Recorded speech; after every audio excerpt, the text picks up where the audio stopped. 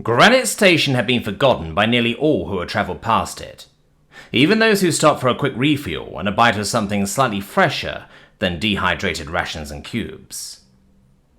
The ship fuel depot was one of hundreds of such waypoints, and while it was technically mobile, it could always be found anchored at the edge of the granite-filled asteroid belt that gave it its name. The asteroids were barely worth the credits of blasting semi-precious metals out of them, and so it was frequented often by only the most hard-put-upon miners and freehaulers. The station was a veritable ship of Theseus, a custom amalgamation of bits and pieces of slightly less broken starships and station platforms, cobbled together over nearly 3 decades, and it was Goodman's pride and joy. Humans were seemingly one of the few races in the galaxy who didn't mind a life of unglamorous and often unappreciated work. Goodman himself often said he wanted nothing more out of life than to help where he was needed, and maybe one day to go sightseeing across the stars. This entire arm of the galaxy was dotted with dozens of such stations, each typically offering fuel and amenities for crews passing by, but rarely visited by Royal Star Cruisers or World Defense Fleets. Those larger vessels had power and resupply needs far in excess of what a lone, modest station like Goodman's could provide, even immediately after a full restocking. For less important ships and schedules, though, often for the mining caste of Garanians, Lithan workers, or even humans themselves, such a fuel depot was a welcome stop for ships running on fumes, hoping to carry a modest cargo just a bit further to eke out a living. Many years had passed, with Goodman's son and daughter both growing from bouncing toddlers he often had to weave between while cooking up still wiggling alien tentacles for patrons, to now helping just as much as he did, sometimes more. When the years reminded him of their presence and he needed to take a breather, he could count on Charlotte and David to pick up the slack. Just like his old man, David managed to make 1 meal's worth of supplies feed half a dozen, while Charlotte had more accuracy with the fueling port crane than he ever did, often getting a ship hooked up and halfway filled before her old man would have even secured a latch. Goodman sometimes joked that Granite Station's one modest claim to fame was its relative proximity to Italian, the capital of the Imperium of Allied Systems, and a hub world for billions. The planet was so densely packed that it was said one could live, grow old, and die, and never see the unobstructed night sky overhead. Goodman often told his children this was truly how the station got its name. Not from the asteroid belt, but because, as they say with a chuckle and a knowing wink, we are always taken for granite. The joke never failed to draw groans and a few chuckles from his long-suffering children. The events of the Tarkanian burst began with a simple static across the radio signals of the holoplayer radio, something even a few firm slaps to the aged device failed to fix. Goodman usually assumed such things were caused by failing, worn-out tech, since the entire fuel depot was cobbled together from parts of varying ages and conditions.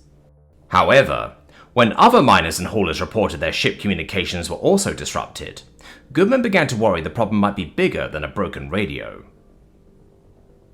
The holo radio channel Goodman always listened to, Tynovus Prime, was broadcast on the famous planet of the same name, a massive hub of antennas and transmitters with such redundancy that disruptions rarely occurred and, if they did, lasted only seconds. But this time no response came. Nearly all the one-way planetary channels were filled with static, while the two-way ship-based channels carried disjointed reports of damage, disruption, chaos, and people fleeing from a disaster still unfolding. A survey probe ship, between jobs for the Royal Takeda, had ventured deeper than most dared into the zone of destruction. It reported that the path of devastation seemed to follow a singular direction, flowing back toward what had been considered a safely distant black hole, dubbed Tarkanian. The astrological phenomena had only been lightly catalogued, and the reports had missed a dark gas giant in its orbit, the massive planet's countless tons of mass unilluminated by any nearby stars. It appeared that in the millennia since, the gas giant's decaying orbit brought it close enough for its atmosphere to be ripped away, suddenly adding billions of tons of charged gas to the black hole's accretion disk. The result was a massive, tightly focused beam of high energy, radioactive particles emitted along the black hole's axis. This quasar, though anticipated to be short-lived as far as astronomical phenomena go, was calculated to pour forth its power for hours, perhaps even days, while the gas was consumed and obliterated.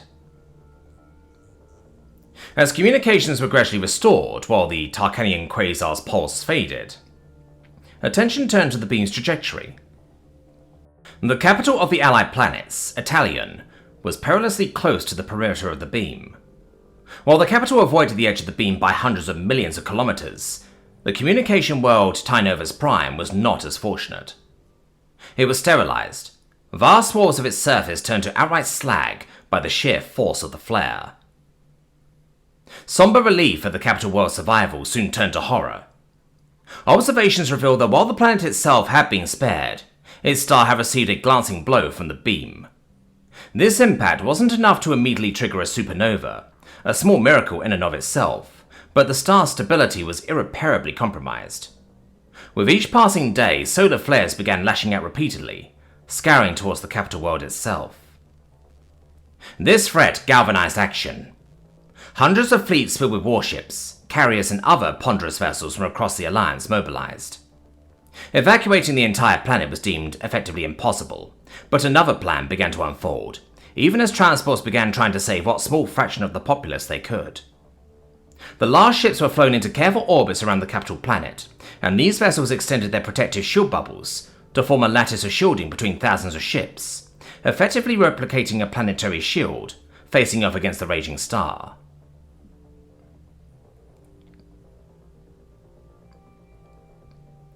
And these vessels extended their protective shield bubbles to form a lattice of shielding between thousands of ships, effectively replicating a planetary shield facing off against the raging star.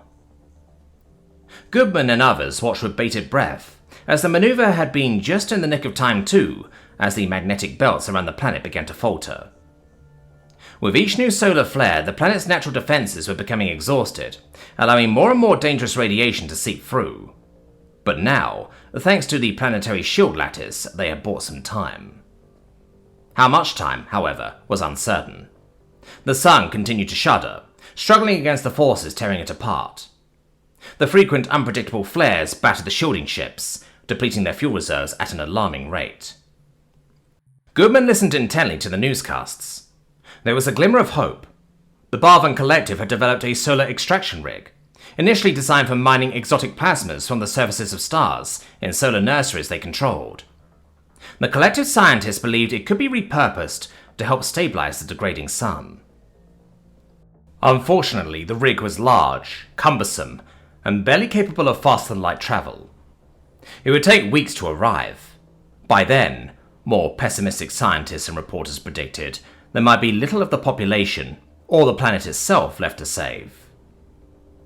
That was when David and Charlotte saw their father sit up, his expression sharp and resolute in a way they hadn't seen before. Without a word, he grabbed the microphone for the holoradio and flipped it to transmit as he opened a wide broadcast channel. "Not sure who all is receiving right now, but this is Granite Station. We'll be in the shadow of Italian's fifth planet as soon as we can. Hope to see some friends there." With that, Goodman shut off the channel and turned to his children. "You two, make sure the last patrons here are taken care of and happy before they're sent out. Then sweep up and lock down," he said, striding to flip the lit-up sign in the window from "Yes, we're open" to "Closed, come again soon. Meanwhile, I'll be down warming up the engines." The siblings exchanged excited looks. They couldn't recall ever seeing Granite Station actually fly anywhere, except for the occasional small booster push to maintain orbit or avoid a stray asteroid. They'd certainly never seen it jump to faster-than-light travel. Barely a quarter hour later, the station groaned and creaked as the star streaked past, glowing lines of blue-white as it jumped through the ether. Then, with a lurch and a deep groan that reverberated through the structure, the station dropped out of FTL travel and switched to standard thruster propulsion. In the distance, they saw the faint glimmer of the pulsing star, so small they could easily cover it with a thumb when looking out the window. Beyond that, Italian itself was just a distant speck, glowing unnaturally bright blue from the combined mass of shields protecting it. But then the view was abruptly obscured by a looming mass. Goodman had brought the station into orbit behind Italian's fifth planet. The planet was rocky, lifeless and barren, save for a few failed mining attempts from ages past. Despite its lack of material wealth, it provided a vital physical bulwark against any flares that might stray their way. "Alright, kids," Goodman said, descending the dusty ladder from the piloting tower and returning to the diner and depot. "Let's make the most of this. I've updated Schwarzkopf to know about our new drop-off of fuel, water and food. He's still doing rounds on the back end of the Guardian Sphere and isn't due to the station for another week anyway. He bumped me to the top of his list, but he's got to finish over there first, so we're looking at 5 days before we see his mug poking around here." The kids nodded, and Goodman saw the spark of focus as they sprinted off to their positions, preparing the station for service once more. Returning to the radio, he opened a targeted two-way broadcast, limited to the Italian system. "Attention all vessels in need of refuel and restock. This is Granite Station, orbiting behind the 5th planet. Ready for any who need to cycle out and stop by." A chorus of affirmatives replied in a dozen languages, alongside hundreds of simple chimes of acknowledgement from captains too busy or unwilling to respond verbally. Goodman had barely returned to the navigation array when landing sequence requests began trickling in. At first, it was 3 or 4 vessels, medium to small cruisers that wouldn't strain the station's fuel reserves. But the trickle quickly became a stream, with medium and larger ships arriving. Goodman's calculations showed the station's fuel reserves dwindling to barely 10% of capacity by day's end. His heart sank as he watched the incoming ships on the automatic scans. Several were visibly damaged, smoking or crackling where their shielding had started to fail, leaving them exposed to fire and radiation. Gritting his teeth, Goodman assigned landing platforms, calculated ETAs, and stretched their resources as far as they would go. The last dozen ships in the queue were warned they might leave empty-handed if the earlier arrivals consumed all the remaining fuel. Still, Goodman extended an invitation for their crews to board for a meal, a shower, or whatever hygienic ritual their species required. Then, a priority chime sounded. The alert was accompanied by a clear and distinct clarion call, the unmistakable signal of the Order of the Divine Fulcrum, renowned monks and aid workers that had been eagerly awaited by all affected along the Quasar's destructive path. "Attention, Granite Station. This is the Axis of Camaraderie. We are requesting docking and refueling, if you'll have us." There was kindness in the request, but also a note of urgency.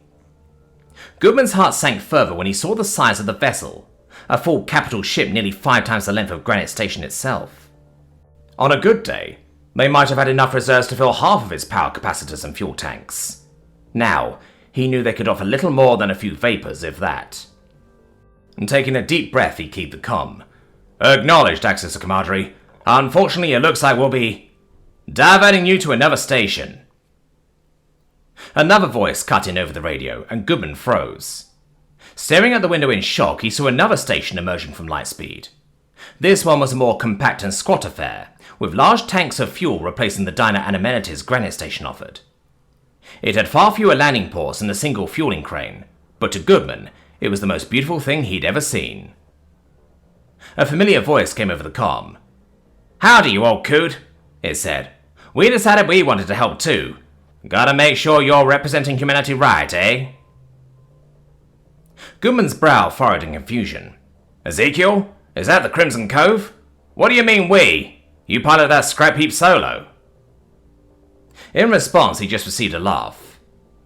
Goodman couldn't help but laugh in exhilaration as well, as more and more notification pings filled the air. Ships were emerging from hyperspeed. Not warships or massive transports with shielding or evacuation capacity, but stations like his. Most were crewed by humans, and many were run by people Goodman recognized from years of cooperation and story swapping. As he watched the other stations fly into anchor orbits, he could see repair bays and docking gantries were fully deployed. He hurried about the rooms of their boarding house, flattening platform couches out into beds, and pulling retractable bunks from walls to transform rooms for dozens into makeshift sleeping quarters for hundreds. It wasn't luxury, but it was far better than the claustrophobic quarters and grueling schedules aboard a ship of the line. Dozens of eateries had also thrown open their doors. Goodman caught snippets over the radios of cooks and staff issuing orders, repurposing fine dining areas into mess halls capable of feeding entire starship crews in one setting. And, most importantly, nearly every station carried fuel reserves, and together they had enough to refuel fleets of the largest capital ships ever built 100 times over. The Axis of Camaraderie had already docked at the Crimson Cove, and more requests for docking permissions poured in as other capital ships arrived, many showing visible signs of damage. Goodman began to wonder how many of those crews had been prepared to sacrifice everything, selling their very lives to buy just a few more hours for salvation to arrive. Now, thanks to the growing fleet of stations, those ships could cycle back, refuel, repair damage, and let their exhausted crews recover. Shields that had been held at maximum for hours or even days could remain interlocked, protecting the planet below from the relentless onslaught. Goodman had lost track of how many days had passed. Schwarzkopf had arrived 2 days earlier than Goodman's initial estimate, just in time, as the Granite station's fuel reserves were dipping dangerously close to empty. The android hadn't come alone. Instead, he brought a small flotilla of fueling tankers. Giving Goodman a sly wink, he said, "Figured with all the do-gooding going on, there'd be plenty of others who might need some fuel as well." When Goodman moved to pay, the robot's credit beacon malfunctioned. The android scowled good-naturedly before chuckling. "Well, I suppose if you can't pay for it, it's free," he said. Before Goodman could respond, Charlotte, sitting nearby and taking a quick breather with a tall cup of Barnier juice, piped up, "I could probably fix that for you if you want." She was cut off by her father's raised hand. Goodman kept his eyes locked on the android. "Are you sure?" The android's multi-lens gaze shifted from Goodman to Charlotte, and then, after a long pause, back to Goodman. "I'm sure," he said. "Besides, the probability will be good for business in the long run." Goodman nodded silently, and the android waved off any further protests before returning to his ship. Only a few hours later, Goodman stepped out to the edge of the docking platforms to catch a breath of fresh air. Granite Station's atmosphere bubble was fresher than most, something Goodman had always taken great care to maintain. He gazed out at the thousands of ships that had cycled in for refueling and resupply. Dozens more arrived by the day, helping to shield the planet and allowing those in dire need to escape to their relative safety behind the fifth moon. Almost equal in number were the straggler stations arriving as well. Almost the entire face of the sun-guarded side of the rocky planet, saturated with orbiting way stations. It was a dazzling sight, a sparkling sea of colours and shapes, ships and lights. Music and chatter filled the air and the radio channels, creating a sense of unity amidst the chaos.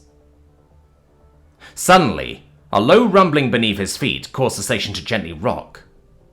Goodman froze, worried the star might have finally erupted, rendering all their efforts futile. But as he looked up, he saw space ripple and shift, the star fills light bending slightly as an enormous shape dropped out of light speed. It was the collective Solar Miner, accompanied by a fleet of scientific support ships, here to complete the adjustments that had dominated the news for the past half-week. Cheers erupted around him. Goodman could hear whoops, shouts of excitement, clapping and whistling. Crews on nearby stations waved and gestured, thrilled at the sight. The final piece of the plan had arrived. For the first time, Goodman allowed himself to hope. It might just be okay after all. In the decades that followed, Granite Station became legendary. Visitors who managed to arrive before Goodman's retirement could hardly believe that such a momentous act had been sparked by a humble station. Though the station still looked much the same, nearly every component had been replaced or updated, thanks to the generosity of those who had benefited from its service during the crisis.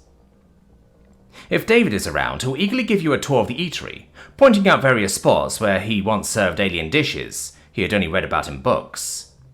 He quickly figured out suitable recipes based on his knowledge, suggestions from crew members and advice from his father, doing his best to stretch a week's worth of supplies into meals for 10 times the number of people in half the time. He credits this experience as the final push, as his father would say, that urged him to pursue a career in the culinary arts. David went on to become a renowned chef for the Royal Takeda.